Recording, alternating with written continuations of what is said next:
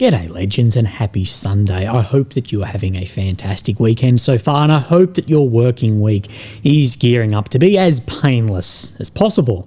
Now legends, of course, as always, we do have a lot to go over. Of course, we're going to look at the maps, and we're going to do a further update on yesterday because we do have now AMK and Syriac for their total monthly kilometre squares for the month of July. So I'll give you that as well. And of course, we have deep states from yesterday as well. Of course, we'll be comparing maps, seeing where things are moving, looking at geolocations. We need to look at some FAB glide bombs, an example of vertical envelopment that I've been speaking about, just as something so you can actually picture it, as well as targeting of bridges. I want to talk a little bit more at length about the targeting of bridges across the Dnipro River.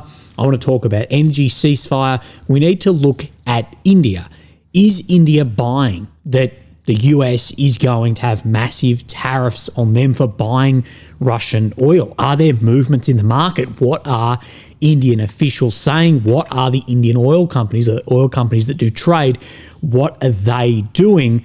And overall, how does this then affect where Washington's standpoint on sovereignty, independence, and BRICS? Where does that all sit? We'll talk about that. Then we need to go over, of course, Ukraine's intelligence chief, Kirill Budanov, who I believe is probably the biggest threat to Zelensky, and I believe Zelensky knows it. I think he'd likely get the Zaluzny treatment if, as being rumoured, that Washington is purposefully making sure Budanov stays. We need to look at what he has said about institutions like the EU potentially collapsing depending on the outcome of this war, looking at what is the best, what is the most likely, what is the worst possible outcomes for this war for Ukraine, what Budanov has said about them, and then go a little bit beyond what is still an official, what is, there's still some PR public announcement in that. We need to step away into the reality, and we'll go over in length the publicity that he was speaking about from JP Morgan.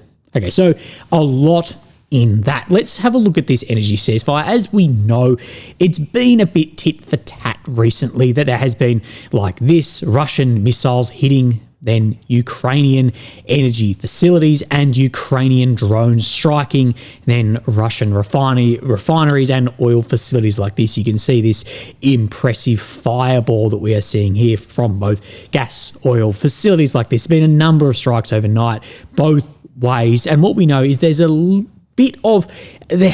a ceasefire. It hasn't been that effective realistically over the past months. There has been far less attacks. Has it stopped every attack?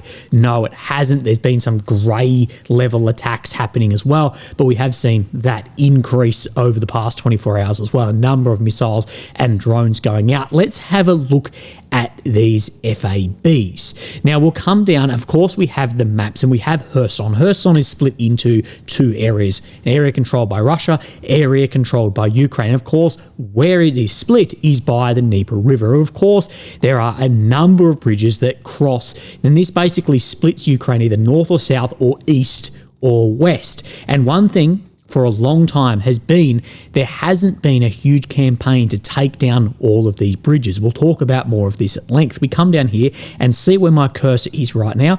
This bridge over the past 24 or 36 hours has been struck by a Russian glide bomb. These glide bombs working in the tens or dozens of kilometres, but as we have seen, has increased their accuracy dramatically. We can see it coming in just here and then striking on this relatively unaffected bridge, having a direct hit on that. Any Soviet infrastructure, someone in my chat today described it as overpowered. It did stand up somewhat to this attack, but of course this has had massive structural damage. Yes, it is still being able to be used, but it does create a hiccup in the supply chain. You can see where this then glide bomb hits the bridge. You can also see something else. It looks like a smaller glide bomb has landed out in this area itself, but a targeting on there. So this is the area we're speaking about, and it does create a hiccup, and this hiccup gets carried like the butterfly effect through the entire logistics chain. But I ask myself a lot, and I asked myself 3 years ago when I was sitting in Dnipro, why is Russia not targeting more of these bridges? The very simple answer to this is for greater ambitions and wanting to use these bridges in time, because once you cut that off, it is cut off. And your adversary can then hit, if you create any pontoon bridges, far more easily to destroy or impact. But it can be far more complex than this, as well as the ability to target, the effectiveness of targeting, and then attritional strategies of war as well. Now, while we're talking about FABs, I want to come up into Toretsk, and where we see the Konstantinivka pocket. And I just wanted to show you this. Ignore the red check on the map for now. We see just this geolocation here. So you see where this road turns out. We see a FAB glide bomb used just in this part of footage here. Now, as I've always said, I'm not that interested in the bang. I'm interested in the strategy and tactics of this. And this is what we have been speaking about for some time. Russia's strategy being able to, with glide bombs, drones, TOS, barrel artillery, able to vertically envelop. And by targeting areas like this, you can see where the logistics run in and out. And although there is not a physical envelopment or encirclement of this area, it can be vertically enveloped by holding in place through drones and then striking with types of artillery that I include glide munitions and barrel within that as well. And we see that happening all over the place. And this is why for both Russia and Ukraine, they need to continue massive emphasis on, if they create then a bulge like we see here, on widening that, or if you get enveloped like this, to widen that as well, because it reduces the saturation of your adversary's artillery, drones, barrel, glide, missile, whatever you'd like to include in artillery, or your enemy's fires, from cutting off, vertically enveloping, and trying to push back that bulge, or widen and unenvelop, if you will.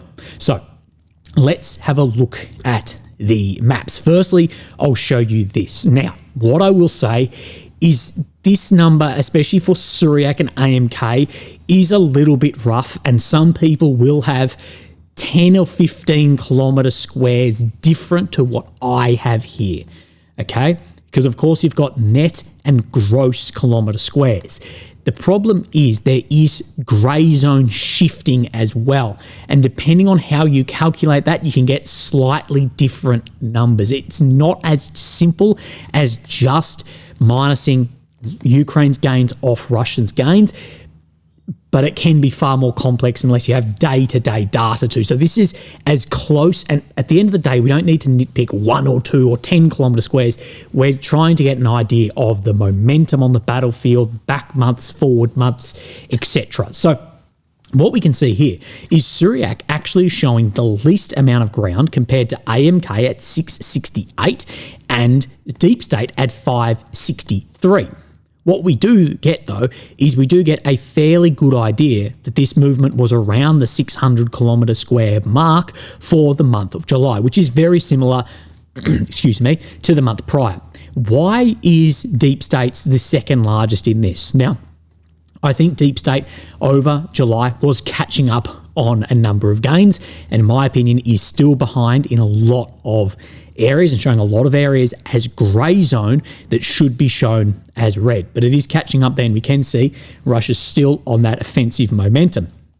Areas which I talk that are grey zone that probably should be red, an area that is looking something like this at the moment. And that can be that difference. But again, it is showing far more close than we had in previous months, as you can see here. So that gives us a little bit more confidence in our numbers and speaking on the momentum.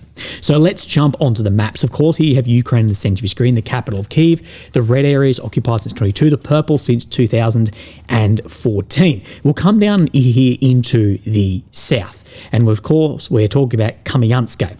Now, it probably should be grey zone a little bit further through Plavny, as there's been Russian advances here and then there's been Ukrainian counter-attacks. So at this geolocation just here, and now this is as close as I can get, it's just about here. Again, nitpicking a few hundred metres doesn't matter in the big scheme of things. Well, I can't show you any of the footage here. It is highly sensitive. Yeah, anyway, we do see drones and attacks on Ukrainian counterattacks that are happening around this area. But as I say, it should likely be green on this map today. Now, let's actually then move until we see a little bit of a red check. And we're seeing around the Velika Novosilka, in the areas Vilny, Poli, Shevchenko, and in the direction of Malinivkia, we see further expansion around the Velika Novosilka front. In my opinion, though, these advances show why there wouldn't be a grey zone element here of 8.5 kilometres deep. Because if you're 8.5 k's deep in here, if you're 8.5 deep one way and someone's 8.5 deep, you're moving forward or backwards. Again, I believe this is red check at this point, or completely controlled by the Russians, even if there's not physically an Ivan standing there. But we get that movement around Velika. Now, I don't have an update for you on the Syriac maps around here. No update around Pokrovsk from Deep State, but we do have one from Syriac, and Syriac is showing this right in and around the Zurove area. I showed you the geolocation yesterday, how the Russian DRG elements are physically moving into Pokrovsk right up to about here, right really in the center. That goes directly in line with the paint by numbers strategy that we have been speaking of. Come across, then Toretsk area, we see further red check. This area now closing up. Toretsk, the battle for Toretsk, which has been going on for months on months on months, is looking like it is coming to an end. Let's have a look. We see Syriac maps then showing this. During the last 3 days, Russian army expelled Ukrainian army from the forest west of Toretsk city, which is now completely under Russian control after more than a year of battles. In addition, Russian forces recaptured a series of positions northeast of this mine. Moreover, Russian troops made small advances in Shcherbrenka and fully captured the salient west of it. So we can see where Shcherbrenka is. Of course, he's showing more of where the grey zone is sitting in these areas, but we know there was definitely advancement on that axis. Move up, Chasiv Yar, no changes shown on this map, although significantly different from the geolocations that I've shown you over the number of months. One thing with that data is, although where Syriac may show less kilometre square advancement than Deep State, it's still showing well further west or north as far as where the front line is actually sitting for Syriac. Damn, there's a bit I forgot on this. I'll talk about it tomorrow if I forget. Over the month of July, I believe Ukraine had a 200% increase in ground made than the month of June. If I forget, please remind me and I'll speak of that. I didn't have the slide from AMK where he spoke about that. Following the capture of urban area, Russian army recaptured the forest of Dniprovsky, the cemetery and nearby wastewater treatment plant, as well as the orchards of the Pivneni district. So more areas straight out from Chasiv Yar heading directly west. And you can see where Shavone is here, right up into these sectors. And many are saying that at this point in time, that Chasiv Yar has come under Russian control. Seversk, we have this area coming out from Berhivkia, Hirovkia. Again, this is well behind geolocations, but from this map, we know there's definitely been some movement of around 2 kilometres, still well behind the grey zone that should be shown in here on Seversk. Any movement around Seversk is very interesting and should be of major concern due to how this has held up for many, many months. Let's move just north of here, and we have the entire Terny front, where the Russians are trying to expand this due to the reasons I gave earlier, and no further in the expansion than to the south of Torskay. You can see where the Kremenar forest is here, and I want to show you a geolocation right on the very, very edge of grey zone right here. It may even be in green if you zoomed right in, but close enough to there. We see then Russian forces flying a Russian national flag in this area, geo-confirmed to there. So right out into here, and we can see that there's been movement in this direction and here as well. What many have spoken about is this push into around Le Mans, but also to Yampil to then get on the northern flank of Seversk, and then that will create the entire northern area of Sovyansk Kramatorsk over time. Wait out on that. But this movement hasn't moved exactly like it may look straight down through Torshke as well. According to Suryak map, it is a Western movement, and at the same time, Ukraine has pushed back in around Torshke as well. And this is what Ukraine needs to be focusing on here, because the last thing you want to do if the Russians are pushing in this direction is them to head straight to the north here, and you've got a large amount of troops enveloped. With Ukraine's ongoing manpower crises, the absolute last thing that they can afford is a large amount of troops that get enveloped, encircled, and either get taken as prisoners or, sadly, then fight to the death. Okay, so America. Of course, Trump, I shouldn't say America, Trump has been making major ripples around secondary sanctions. What's going to happen in 5 days from now when August the 8th, his ultimatum comes. What do I think is going to happen on that day? I think we're going to wake up, it's going to be the same day. There's not going to be nuclear war, and I don't think that he's going to have massive secondary tariff sanctions on anyone purchasing then Russian oil. The downflow effect of that is massive as well. And it seems like many agree with what I'm saying. New York Times has said this: India will buy Russian oil despite Trump's threats. Indian officials said on Saturday that they would keep purchasing cheap oil from Russia despite a threat of penalties from President Trump. Trump, of course, he said he would impose an unspecified additional penalty on India if it did not cut off its imports of Russian crude oil. So it hasn't said exactly what it will be. Some say 100, some say 500%. Depends if you listen to Mr. Lindsey Graham or not. What Trump said is, I understand that India is no longer going to be buying oil from Russia. That's what I heard. I don't know if that's right or not. That is a good step. We'll see what happens. Again, saying this, if that's what I've heard, I don't know if it's right or not. It's not super confident, inspiring. On Saturday, 2 senior Indian officials said there had been no change in policy. One official said the government had not given any direction to oil companies to cut back imports from Russia. Trump did not say what the penalty would be if India were to defy his call to cut off Russian oil imports. Some officials and analysts have said that Trump's focus on India's purchase of Russian oil could be a negotiating tactic as India and the US try to conclude the early phase of a bilateral trade agreement, so that this is a negotiating tactic to try and get trade agreements through. This incorporating the security of energy into bilateral trade can be a dangerous play as well. China and Turkey, 2 other major importers of Russian oil, have not faced similar penalties. We'll talk about that too. India has drastically increased its purchase of Russian oil since the war in Ukraine began. It's getting cheap oil.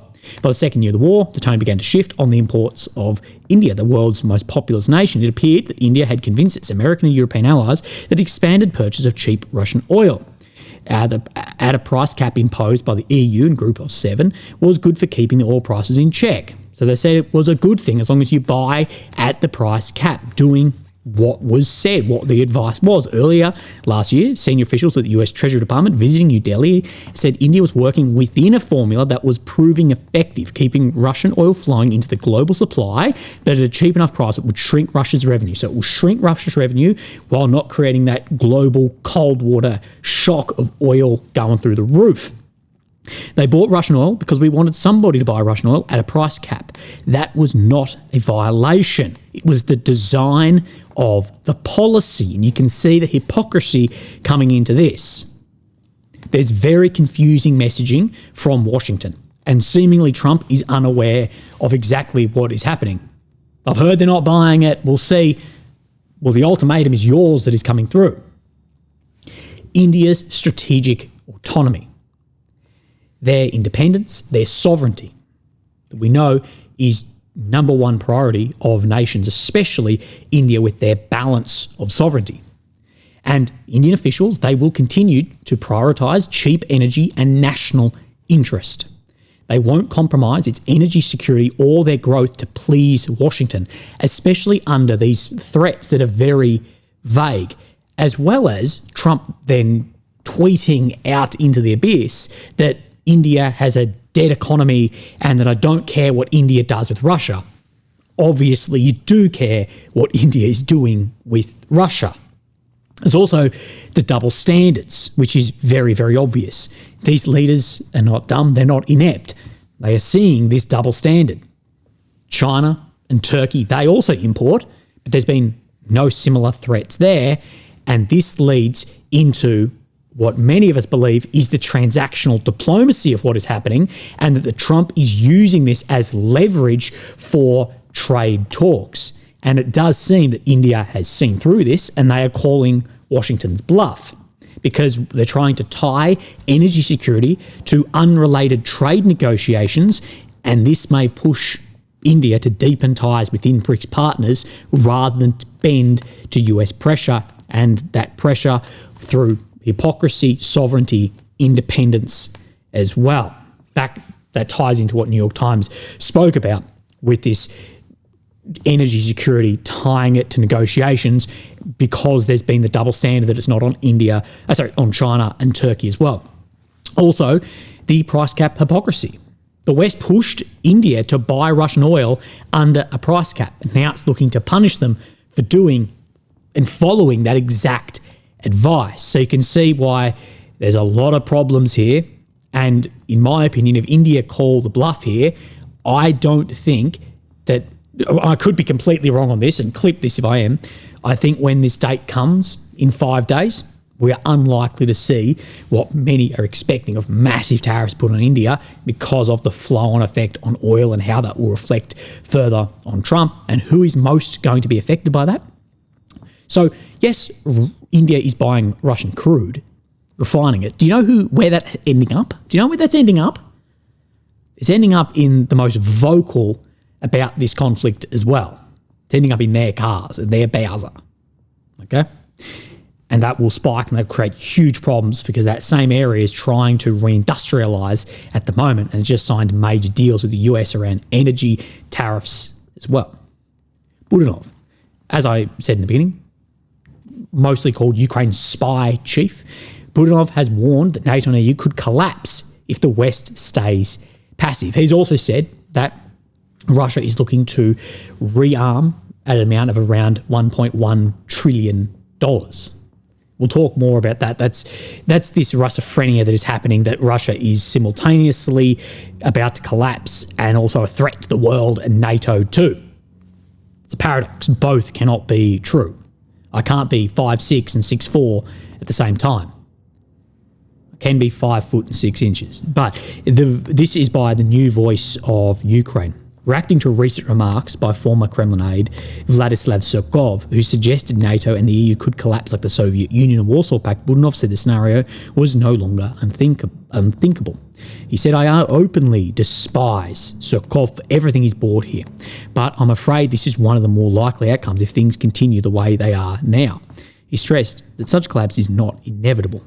But you can see that depending on US foreign policy, we've spoken a long time about this, the institutions like NATO, the EU, how these can be undermined, as well as there's huge fractures growing in those that were already there, but it's just turned a chasm into just a crevasse, or maybe vice versa in that it's just, the pressure has just increased that massively between where Hungary is sitting, where France is sitting. It's a real problem, and this is exactly what Rand spoke about for extending Russia as a byproduct that could come of this too. Budanov says, "I'm not saying this is 100% going to happen, but it's one of the realistic possibilities if the world doesn't reassess its approach to what's happening. You can't just keep closing your eyes and repeating, we sympathise, Russia is bad, Ukraine is brave, yet no one has taken any bold action, not just to stop it, but to change it. Rhetoric versus reality.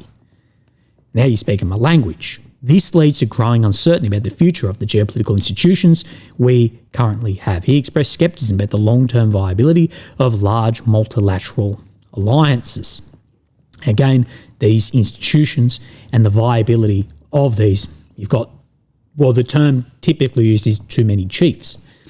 I don't fully believe in broad alliances. They can exist, but only for a limited time and function effectively, not just nominally.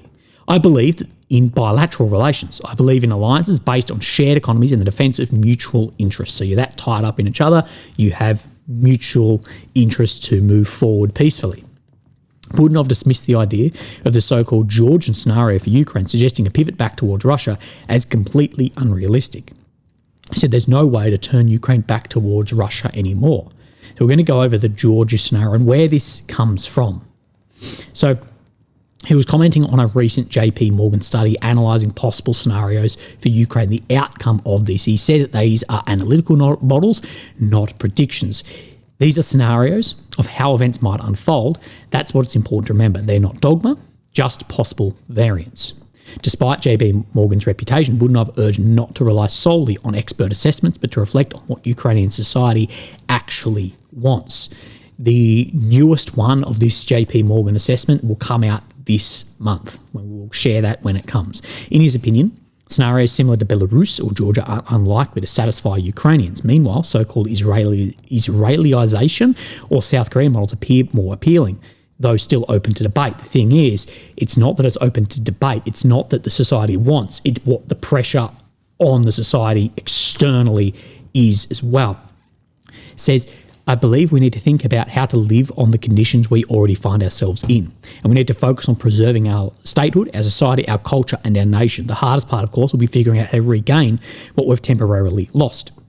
And this exactly is what I've been saying, is Ukraine's survival is preserving statehood, society, culture, the nation. In that, further down the list is territory. And if fighting back for territory in kilometre squares is going to sacrifice the society, the culture, the statehood, Ukrainians themselves.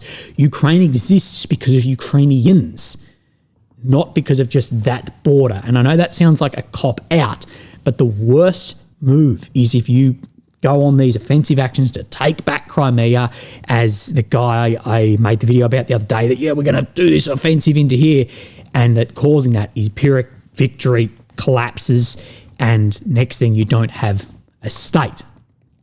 It's not great, but war and life is not fair.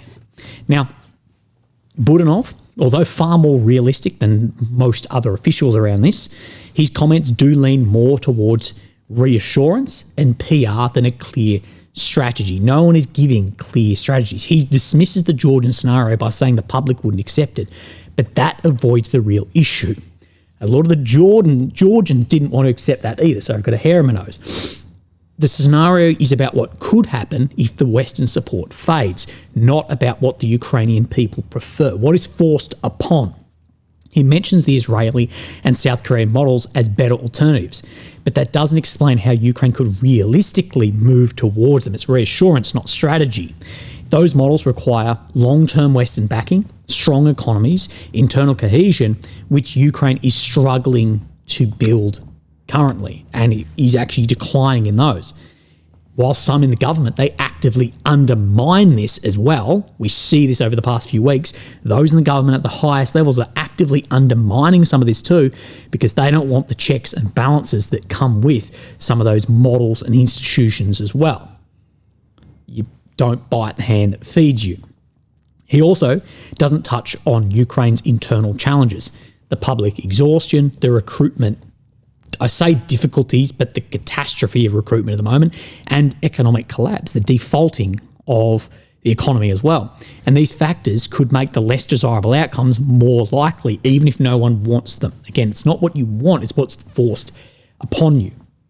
In short, the message sounds hopeful, but there's no clear plan attached. It's reassurance, PR, not strategy. Wanting a certain outcome is not the same as being positioned to reach it. Ukraine needs less optimism and more honest talk about risks and what path forward actually looks like, from someone behind the scenes speaking directly about this with me. But what is he actually speaking about? What is this model? What is the JP Morgan publication? So this is it, the Russia-Ukraine endgame and the future of Europe. Expect an imperfect deal by the end of Q2. As Europe runs low on weapons, Ukraine on fighters, and the US on patience, the transatlantic unity phrase, President Zelensky will likely be forced to accept a negotiated settlement with Russia sometime this year that freezes the fighting but stops short of a comprehensive peace agreement. Putin's losses are also far from sustainable. At its current rate of gain, Russia will control all of Ukraine in about 118 years. We understand attritional warfare and how it's not linear or constant like this. And this, in the very opening paragraph, to me, it really throws a spanner into the works to the legitimacy of the remainder of it, because that's not how things work. The goal of attritional war is to make your enemy rot from within. You don't win an attritional war, you make your enemy fail an attritional war. But we'll continue. So Putin will aim to cut a deal that is favourable to his overall goal to eventually control Kyiv. 2025 was also going to be a year of negotiation, and the end game is here. But will it last? The durability of any settlement will depend on, one, how satisfied President Putin is with Ukrainian and Western concessions. Did he actually get enough of what he wanted? Both sides need a deal they can defend politically, so at home, the strength and security promises underwriting it are sufficient to deter further aggression and allow Ukraine to rebuild with confidence. These are indirect tension. The weaker the security promises, the more concessions Ukraine will have to swallow. Neutrality, demilitarization, disarmament territory, or a risk to return to fighting. Generally, we see 4 possible outcomes, each with parallels to other countries to date. Now, they don't actually give the worst case here as well as complete collapse too. But best case, they say the odds here are 15%. Zelensky will get neither NATO membership nor the full restoration of Ukraine's territory. However, he can secure an in-country European tripwire force, backstopped by American security promise on assistance and intelligence support. Then the 80% of Ukraine still under Kyiv's control will be set on a much more stable, prosperous and democratic trajectory. The West's decision to leverage the approximately $300 billion it has frozen in Russian sovereign assets will also get reconstruction in Ukraine off to a good start. Any deal made with the imbalance of power at the moment, those frozen Russian assets will be unfrozen, sanctions will be lifted, doesn't take into account the emigration of people leaving and the demographic crises that is occurring as well, that has been sped up from the war and will increase with post-war attrition also. At slightly higher odds, at 20%, that they put still okay, is Israel. Strong, enduring military and economic support without a significant foreign troop presence would likely still provide Ukraine the space to turn itself into a fortress, pursue military modernisation, and eventually establish its own deterrent. Some will say the porcupine strategy is hunker down military, but how does your industry and everything kick off from this? But war would always be on its doorstep. Putin would still need a sufficient economic benefits, including sanction relief and a strong relationship with the US.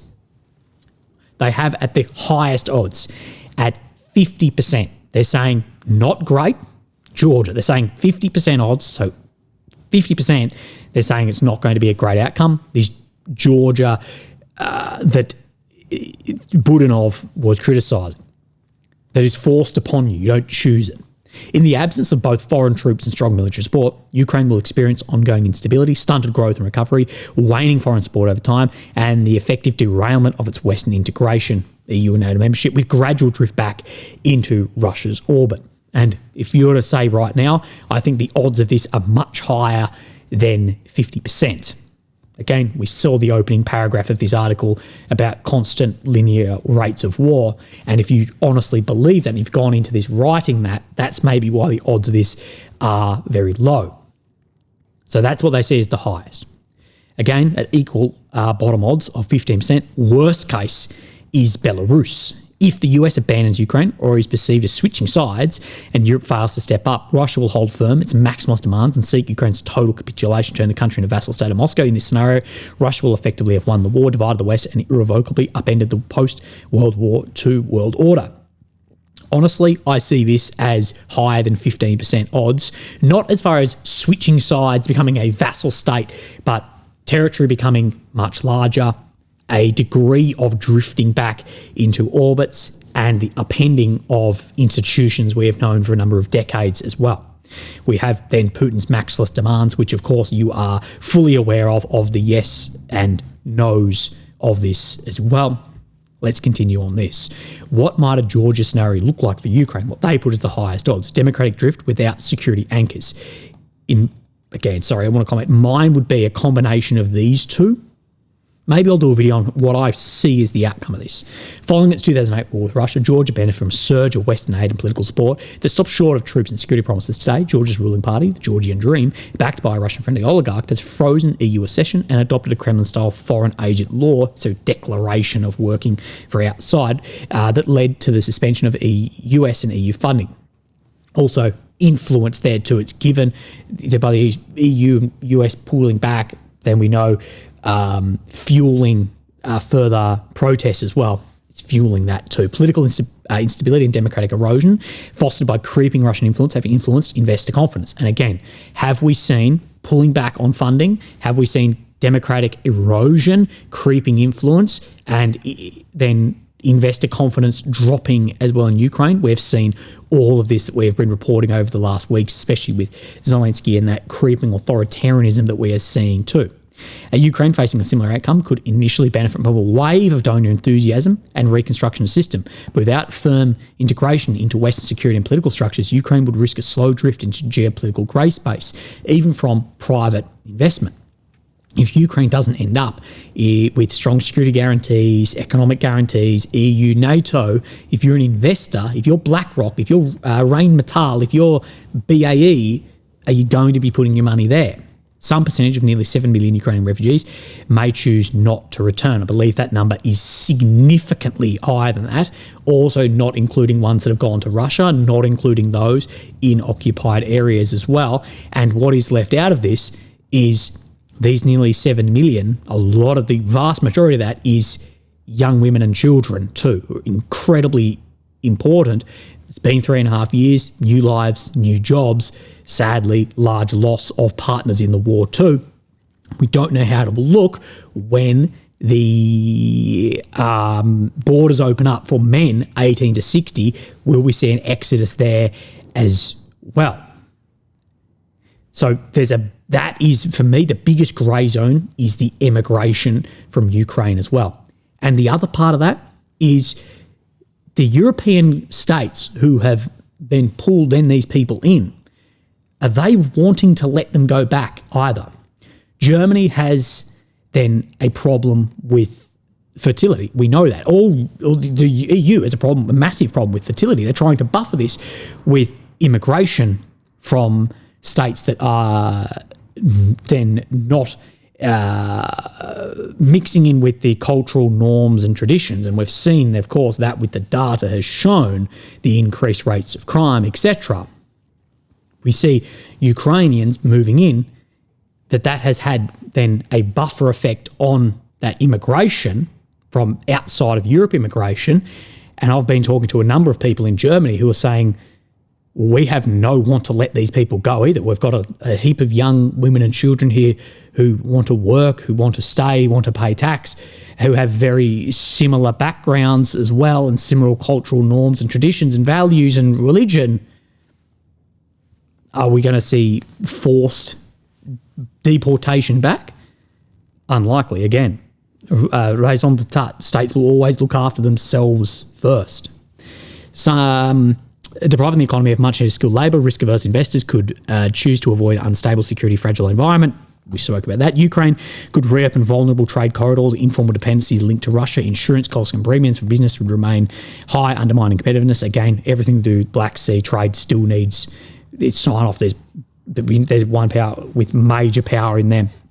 Could prematurely stifle Ukraine's dynamic defence and tech sectors, a raising potential engine of post-war growth. Paradoxically, the loss of Eastern Territory might act as a tourniquet, cutting off Kyiv from a costly insurgency in the Donbass and allowing reconstruction to focus on more governable, less damaging regions requiring less public spending. And that said, if you are caught up in a war and insurgency in those areas too, it's going to be very costly as well, but you are losing a lot of natural resource, a lot of people, a lot of everything in that too. That's framed in the best possible way.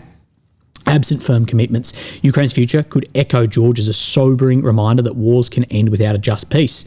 No shit. And even the strongest pro-Western sentiment can fade if not adequately reciprocated by Western institutions. And this is where you have rhetoric versus reality, and that not everything has to be just, lasting, and fair.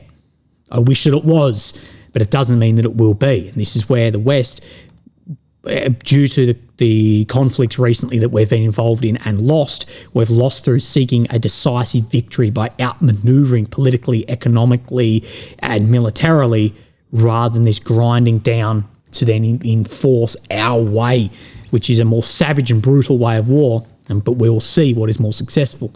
Twin shocks, Russia's full-scale invasion of Ukraine, shocked the continent from its post-war complacency and sparked bold changes to European security. Of course, what we saw with then the reindustrialisation that they're trying to do in Europe, there's also some questions being raised about that. This, of course, the second shock was the abrupt shift of US policy. We've somewhat seen that shift back, but I still wouldn't be putting my chips in on that with Trump and Vance and Zelensky. I wouldn't be calling that the three horsemen at all at the moment. Tipping point. Whether the signal is intended or not, there is now broad acknowledgement in European capitals that greater strategic autonomy is needed to correct for the continent's over-reliance on the US and over-reliance on Russia for a number of years for energy as well.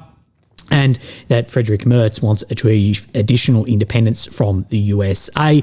Urgent challenges, some of the most pressing challenges for which Europe will need quick answers, security and defence realm, namely how to ensure Ukraine continues to have the material support, and importantly, how the security guarantees it needs to reach a just and lasting peace with Russia, something Beijing will be closely watching, how to strengthen its own territorial defence against rising geopolitical and hybrid threats, which blur the line between war and peace in a way that credibly compensates for America's unclear commitment to NATO's Article 5 Collective Defence Agreement.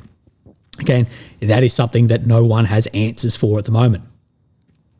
Need to grow Europe's defence industrial base, and the strength of this will be important, if not dispositive. In both cases, it does not currently fit for purpose, a matter of increasing urgency in London, Paris, notably Berlin, where Chancellor Merz championed the historic spending of deal exempt from debt restrictions. There are serious efforts underway in Brussels to address structural deficiencies to rearmament. Again, this was written before broad EU-wide tariffs, US energy, investing in the US, what we saw between von der Leyen and Trump last week. It was a great deal if you're not European. I still can't really make sense of how that's worked and how you've reduced your reliance on Russia's cheap energy to more expensive energy while trying to reindustrialize. I understand the reasoning, but I don't think you're going to achieve the outcome you think you are.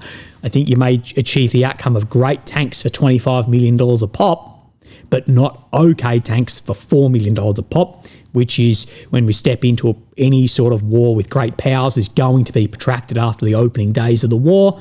It's going to focus on the ability to take someone from being a civilian to being in the turret of a tank or being on the ground within a number of weeks or months. So simplicity and manufacturing mass is of utmost importance above tech. We are far too focused on one piece of fantastic tech. Don't worry about how much it costs. No, that needs to come into account. Ferrari's fantastic, but if you need to get somewhere, I'd rather 100 Toyotas. What to do with frozen assets? We know there's $300 billion and 2/3 of that Europe is in control of. Now, every 6 months, there is a vote needed to extend this. And if Hungary or another member state decline to vote in favour of extension, then the sanctions, the seized against Russia, they will end. And it could be a sizable sum, provide, they say, a lifeline to Russia's economy, reinvigorating its military armament. Alternatively, if transferred to Kyiv, the funds will go a long way in compensating Ukraine for the estimated $523 billion. I've heard it's well over $1 trillion in Russian-caused damage to boost its reconstruction efforts. Now, personally, I think at this point in time that Russia has written off that money for the time being. It's written that off, and any oligarchs that had to say their yacht seized, that the money's just being given back to them to keep them happy for the time being. But I can't see, personally, two reasons in this. One, I can't see Russia with any sort of a negotiation to end the war that wouldn't include that money. Secondly, we're 3.5 years into the war, at a desperate phase, and Europe is still unwilling to actually seize, steal and send that money. And that tells us a lot about this money, these frozen assets.